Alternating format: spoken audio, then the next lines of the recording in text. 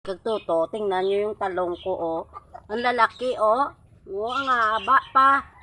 Oh, di ba? Bilhin mo pa yan. Mahal-mahal yan, eh. Oh, tingnan nyo, oh. Nan, ang ganda, oh. Ilang araw na ako dito, hindi nakapunta. Kaya nagdamo. Kasi nga busy nga ako. Yun, oh. Namin ninang turtahon mamayang gabi. Magturta kami mamayang gabi, oh, kasi sarap. Lagyan ng giniling ba? Giniling na baboy, bilan mo mamaya. Laki. Wala po itong fertilizer, wala itong pang spray na pang ano sa mga insekto. Kasi ayaw ko maglagay po ng spray, eh. Kasi di ano po, mga chemical. Di po ako nagbibigay, natural po talaga siyang ano. Kasi ang iba, naglalagay ng mga chemical para maging maganda yung halaman nila. Although maganda rin yon. Pero kasi, pag sa aking garden, hindi ako naglalagay ng mga pang spray. Kasi mahirap, eh, matanda na tayo, eh.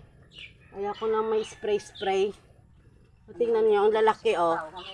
Yan. Doon sa kabila, meron din doon.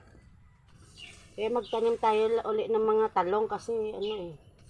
Oh, tingnan mo. Pero pag ito, dalawa na kayo makakakain nito kasi sa haba, eh. Doon pupunta tayo sa kabila.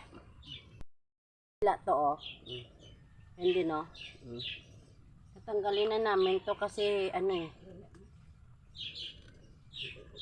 Ito pang tingnan parang namatay na, eh. Magtanim nga ako nito ulit dahil nung nagtanim kami nito hindi nabuhay dahil nga sa ulan ng ulan. Ito tanggalin ko to.